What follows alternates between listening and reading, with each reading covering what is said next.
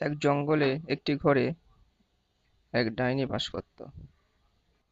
তার মনে খুব ইচ্ছে ছিল যে সে পাঠশালা খুলবে আর ছেলে মেয়েদের পড়াবে। সে বসে বসে চিন্তা করতে লাগলো, কি করা যায়, কিভাবে পাঠশালাটা শুরু করা যায়, আর আমার কাছেই বা কে বা পড়তে আসবে। এই কথা সে চিন্তা করছিল, কারণ সে জানতো যে তার কাছে কেউ এমনিতেই পড়তে আসবে না।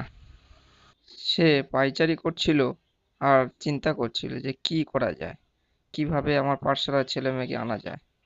ডাইনি চিন্তা করতে করতে একটা বুদ্ধি খুঁজে সে তার ঘর থেকে জঙ্গলের দিকে হাঁটতে লাগলো আর বলতে লাগলো যে আমাকে এই পাঠশালা খুলতেই হবে।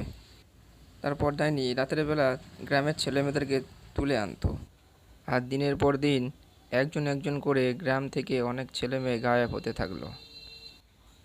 একদিন এক ছেলে ডাইনির ঘরের সামনে থেকে রাত্রেবেলা আসছিল।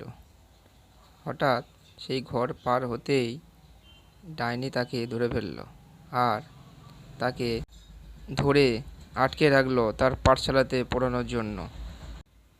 আর এদিকে বাচ্চাদের বাবা মারা বাড়িতে চিন্তা করতে লাগলো যে কি হলো, আমাদের বাচ্চারা কোথায় গেল। সকালে উঠে তারা এই কথা চিন্তা করতে লাগলো, আর বাচ্চাদের মারা কান্নাকাটি করতে লাগলো। তার বাবারা বলল, দেখছি কি করা যায়। তারপর তারা চারিদিকে খুঁজতে লাগলো, আর খুঁজতে খুঁজতে জঙ্গলের দিকে গেল।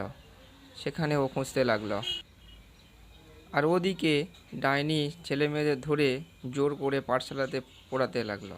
ছেলেমেয়েরা খুব ভয় পেয়েছিল, কিন্তু ডাইনি জোর করে চেপে ধরে তাকে বসিয়ে পড়াতে লাগলো।